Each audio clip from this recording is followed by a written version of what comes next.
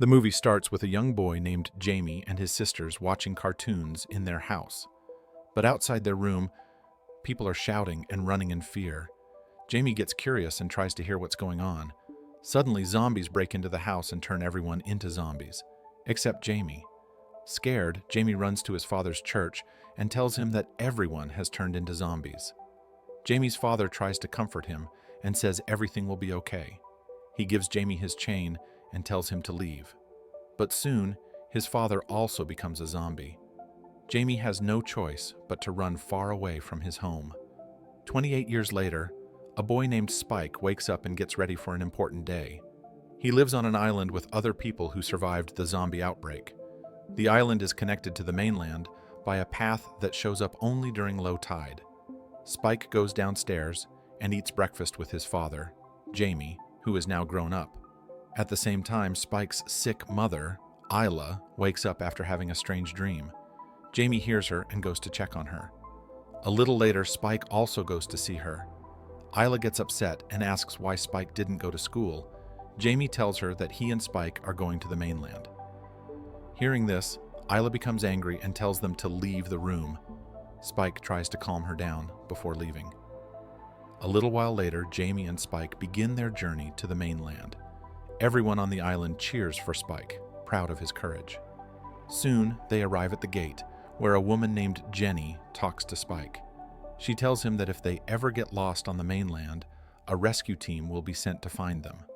She also shows a wall with names of people who died trying to explore the mainland. Even after hearing all that, Spike decides to go, so he and his father leave. Jamie reminds Spike that they only have 4 hours before the tide comes back and blocks the path. They begin walking. After a long walk, they finally reach the mainland. Spike is amazed by how big and wide it is. It's his first time seeing it. They keep walking, and soon they enter a jungle. There, they spot a zombie crawling on the ground and eating insects. Jamie tells Spike to shoot it with an arrow, aiming for the neck. Spike takes the shot and kills it, but the noise attracts more zombies. Some try to sneak up on them, but Jamie quickly takes them down. After some time, they arrive at Jamie's old house. They go inside and are shocked to see a body hanging upside down. Spike asks why the person is tied like that. Jamie says it might be some kind of punishment and warns him that strange people now live on the mainland. Then, Jamie tells Spike to kill the man. Spike hesitates at first, but in the end, he does it. Then they leave the house. As they continue walking, they find a dead animal with its head ripped off in a brutal way. Jamie suspects it might be the work of an alpha, a stronger, smarter type of zombie. Feeling the danger, they quickly move away. Soon, Jamie sees a group of zombies nearby, led by the alpha. Realizing the threat, Jamie grabs Spike and they run. The zombies chase them, and they fight off a few of them. After a hard battle, they finally reach an old house and hide inside, hoping they are safe. For now. That evening, Jamie sits with Spike and tells him more about the alphas. He explains that alphas are not like normal zombies. They are smarter, stronger, and harder to kill. Jamie also says they can't fight right now because they have run out of arrows. So, they need to wait and be careful. A little later, a group of large animals passes by the old house, shaking the ground. Jamie realizes the house might collapse. He quickly wakes up Spike, and they both run out just in time before the house falls apart. They start walking back toward the island and finally reach the beach that connects the mainland to their home. The tide is low, so they begin crossing. But they don't know that the alpha is secretly watching them from a distance. As they walk, they suddenly hear something behind them. It's the alpha, and it's getting closer. They start running as fast as they can. Just as they are about to reach the gate, the alpha is almost on them. But then a giant fire arrow shoots out from the gate and hits the alpha, killing it. Jamie and Spike finally make it back to the gate safely. That night, everyone on the island celebrates. There's a big party to honor Spike for his bravery. But while the others are having fun, Spike sees Jamie kissing another woman.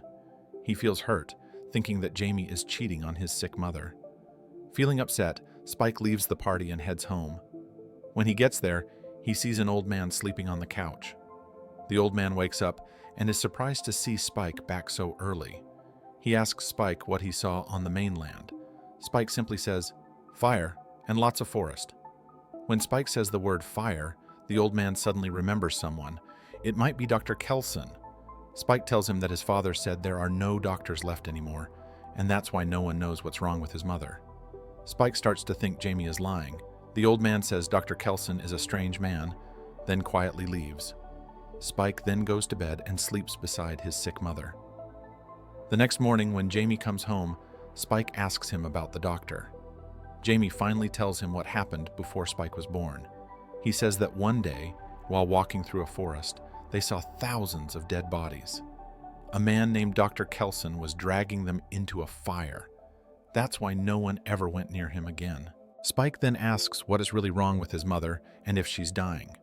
Jamie lies and says she's not, but Spike can tell he's not telling the truth. He then brings up the woman Jamie was kissing. Hearing this, Jamie gets angry and hits Spike. Scared and hurt, Spike runs to his mother and hugs her. When Jamie tries to come closer, Spike pushes him away and tells him to stay away from them. Jamie, feeling helpless and angry, storms out of the house. A little while later, Spike starts a small fire near the outpost by the gate. When the guards go to check it, Spike takes his mother and sneaks out through the gate toward the mainland. As they walk, Spike tells his mother that something is wrong with her, and they're going to find a doctor who lives to the north. After walking for some time, they find an old abandoned church and decide to sleep there for the night. That night, while they're sleeping, a large zombie tries to attack Spike, but Isla wakes up and fights it off. The next morning when they wake up, Isla doesn't remember what happened. They continue their journey, walking deeper into the mainland. At the same time, in another part of the mainland, a group of soldiers is attacked by zombies. Some of them are bitten and turned into zombies too. A few soldiers manage to escape and find a safe place, but then the Alpha appears and attacks again. He kills more of them, and in the end, only one soldier escapes. Meanwhile, Spike and Isla are walking through open fields when Spike spots a zombie heading toward them. He quickly kills it, but more zombies begin to show up. They run and hide in an old abandoned fuel station, not knowing that there's highly flammable gas inside. The zombies follow them in and surround them. Just as things get worse, a soldier shows up and saves them by killing the zombies. Outside, he introduces himself as Eric and says he's from Scotland. He lifts Isla over his shoulder to help and tells Spike their boat sank, which is why he's stuck in this area. Eric asks where they're going. Spike points toward a fire in the distance and says there's a doctor there. After walking for a while, they stop to rest. Eric and Spike sit and talk. Suddenly, Isla starts acting normal again and quietly walks toward the fire. Spike and Eric quickly follow her. As they walk, they hear a strange zombie scream and go toward the sound. There, Isla finds a pregnant zombie in pain. Somehow, Isla is able to calm her down, and a few moments later, the zombie gives birth to a baby. Just as they are about to leave, the Alpha appears and rips off Eric's head, killing him. Then the Alpha turns to attack Spike and Isla. But just in time, Dr. Kelson shows up and uses a sedative to paralyze the Alpha. He tells them that he puts iodine on his skin to stop the virus from infecting him. Then the doctor takes them to his lab and shows Spike how he studies the corpses and makes skull models. Spike helps him with the work. The doctor hands Spike Eric's skull and tells him to choose a place on the wall to place it. Then he asks Spike where the baby came from. Spike explains that the baby is from the infected woman. But the baby isn't a zombie. He then tells the doctor the real reason they came. His mother is very sick. The doctor examines Isla and tells Spike that she has cancer. Hearing this, Spike starts to panic, but Isla gently calms him down. Then, while Spike is distracted, the doctor suddenly shoots a poisoned dart at Isla. It kills her instantly, but it turns out this was planned by Isla and the doctor together to stop her suffering. The doctor then gives the baby to Spike. A little later, Spike takes Isla's skull and places it on the top of the wall as a way to honor her. Suddenly, the Alpha zombie appears. Spike and the doctor try to hide, but the Alpha grabs the doctor and tries to kill him. Spike quickly grabs a poison dart and stabs it into the Alpha's hand, killing him. After that, the doctor tells Spike to return home and take care of the baby.